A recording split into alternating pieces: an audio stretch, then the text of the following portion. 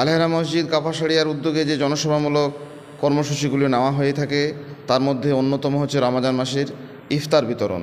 আলহামদুলিল্লাহ আজকের দিনে আমরা সেই কাজটি সম্পন্ন করলাম। চলছে রমজান মাস।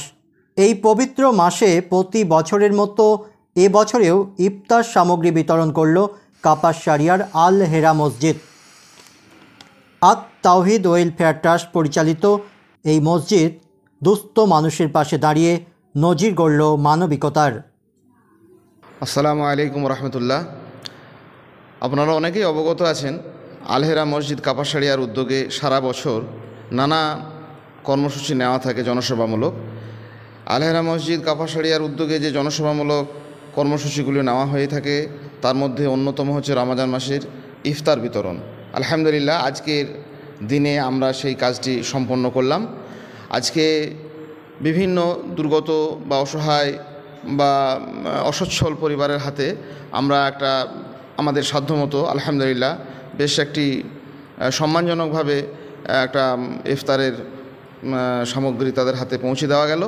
এটি সম্ভবপর হয়েছে এবং বিভিন্ন মানুষের উৎসাহে এবং উদ্যোগে এটি আমরা করতে পেরেছি। আত্মপ্রচার নয়, এটি মানুষের কাছে, জনসমাজের কাছে আরও বেশি বেশি করে প্রচার করার উদ্দেশ্য হচ্ছে যে আমরা যাতে এ থেকে নাসিহা তথা উৎসাহিত হতে পারি।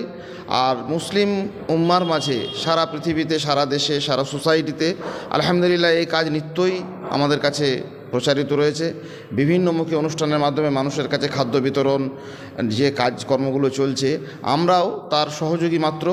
আমরা সারা বছর শুধু ইফতার বিতরণের মধ্যে সীমাবদ্ধ নয়, আমরা বিভিন্নভাবে কম্বল বিতরণ, অন্যান্য বস্ত্র বিতরণ, স্বাস্থ্যমূলক বিভিন্ন পরিষেবা এগুলো আমরা করে থাকি। আলহামদুলিল্লাহ এটি আমাদের দায় এবং দায়িত্ব বলে আমরা মনে করে থাকি। কারণ মুমিন জীবনে মসজিদ, আমরা ভেবেছি কাপাসাড়িয়া আলহেরা মসজিদের এই কর্তৃপক্ষের কাছ থেকে আলহামদুলিল্লাহ আমরা এই উৎসাহটা পেয়েছি এবং তাদের উদ্যোগে আমরা এই একটা জায়গাতে পৌঁছেছি যে মসজিদ মাত্র শুধুমাত্র ইবাদতখানা নয়, মসজিদ হচ্ছে একজন মুমিনের, একজন মুসলিমের জীবনের আত্মিক এবং সার্বিক পরিচয়।